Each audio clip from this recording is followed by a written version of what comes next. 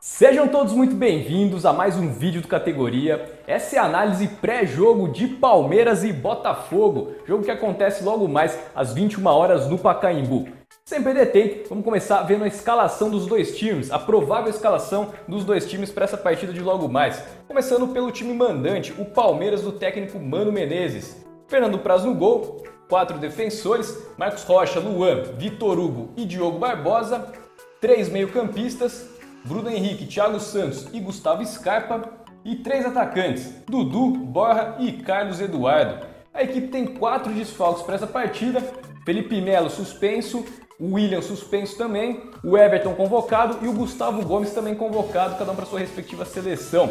Agora vamos ver a escalação do Botafogo do técnico interino Bruno Lazzaroni. O goleiro é o Diego Cavalieri, 4 defensores, Fernando, Carli, Gabriel e Gilson, 3 meio-campistas, Alan Santos, Gustavo Bochecha e João Paulo, e 3 atacantes, Luiz Fernando, Vinícius Tanque e Valência. O Botafogo também vem cheio de desfalques, Gatito Fernandes e Marcinho convocados. Além deles, o Marcelo, o Cícero, Rodrigo Pimpão e o Diego Souza estão suspensos.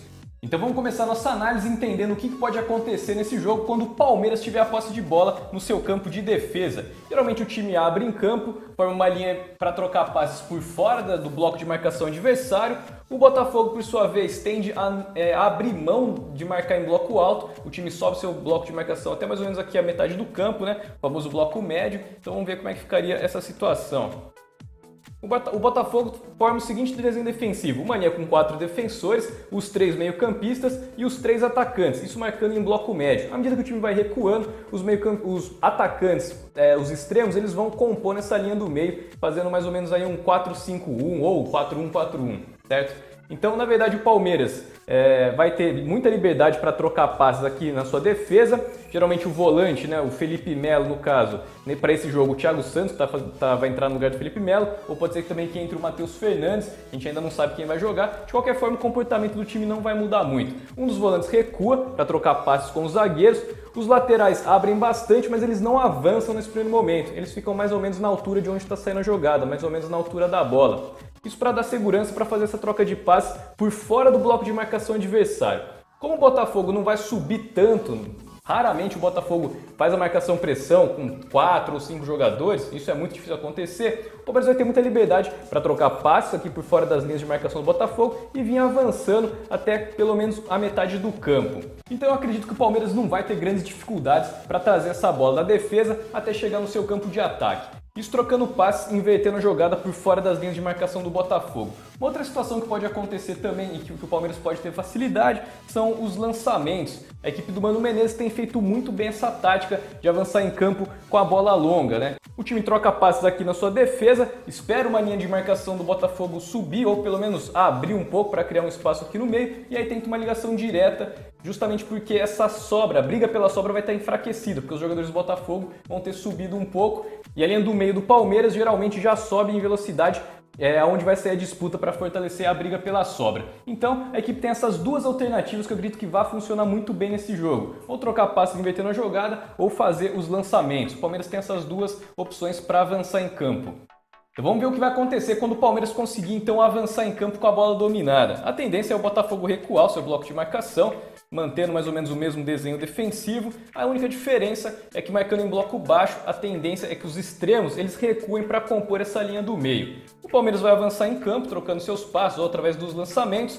Geralmente o time mantém, pelo menos aqui, os 3 jogadores atrás da linha da bola, os 2 defensores e um dos volantes. Então, como a tendência é o Palmeiras avançar trocando passes por fora do bloco de marcação do Botafogo, a tendência é que o Palmeiras construa suas jogadas pelo lado do campo, uma das especialidades do time. Pela direita pode encostar aqui o Bruno Henrique, a descida do Marcos Rocha e o apoio do Dudu também. E aí o time pode trabalhar uma jogada para tentar invadir a defesa do Botafogo ou criar espaço para fazer o cruzamento. E aí no caso de fazer o cruzamento, quem entra na área é o atacante do outro lado, no caso, quando a jogada sai pela direita, entra o Carlos Eduardo, o Borja sempre está lá dentro da área e o outro meio-campista, no caso aqui o Gustavo Scarpa, também entra para tentar a finalização. Pode ser também que o Gustavo Scarpa, ele flutua muito, ele pode entrar na área ou ele pode ficar aqui na entrada para pegar uma sobra, ou ele também pode encostar aqui na jogada para ajudar na criação. para criar uma superioridade numérica para facilitar o trabalho do Palmeiras em criar essa jogada pelo lado do campo.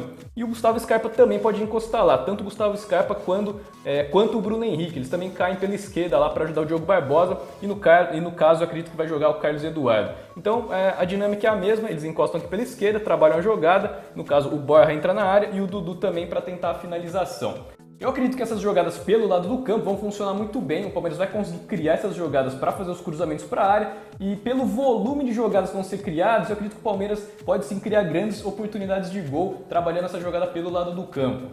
Bom, uma outra situação que pode acontecer também é como o bloco de marcação do Botafogo ele é muito compactado, isso favorece, né, na hora de marcar, para você criar uma zona de guerra e fortalecer a cobertura de marcação. O problema desse tipo de compactação muito intensa é que às vezes a linha defensiva ela acaba subindo demais. Isso pode criar espaço para os lançamentos. O Palmeiras também usa bastante os lançamentos para finalizar, tanto para avançar quanto para finalizar entrando na área. A infiltração do Dudu, o Borja, o próprio Carlos Eduardo, o Scarpa entrando de elemento surpresa. O Palmeiras usa bastante os lançamentos para construir jogadas de finalização.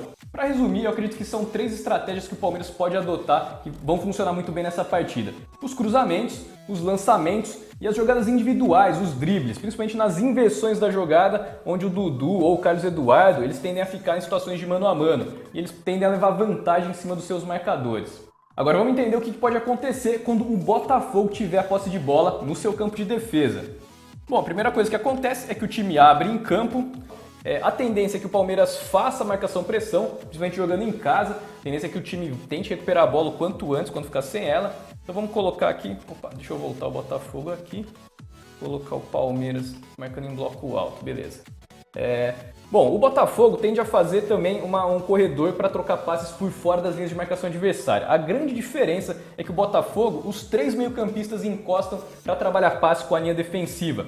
A ideia do Botafogo é trabalhar passes curtos mesmo, tabelas, criar superioridade numérica para avançar trocando passes, né? Então o Botafogo começa a trocar passes aqui bem na sua defesa, atrai o bloco de marcação adversário para frente e começa a fazer as triangulações aqui, articular bastante, com muita movimentação e troca de posição, para o time avançar em campo sempre com a bola no chão. O último recurso é o time tentar um lançamento. Realmente o time só tenta o chutão quando a marcação está encaixada, quando o risco da jogada é muito alto. Na maioria das vezes o Botafogo tenta avançar trocando passes. O que vai acontecer nessas situações é que o Palmeiras, tomando com base o comportamento do time contra o Santos, o time sobe com 4, no máximo 5 jogadores para fazer a marcação-pressão. A questão é que o Botafogo vai ter sempre a superioridade numérica para manter a posse de bola nessa região do campo. Então eu acredito que a marcação-pressão do Palmeiras não vai ser tão efetiva assim. Então eu acredito que o Botafogo vai sim conseguir avançar em vários momentos do jogo, trocando passes, invertendo a jogada, trabalhando a bola com muita aproximação.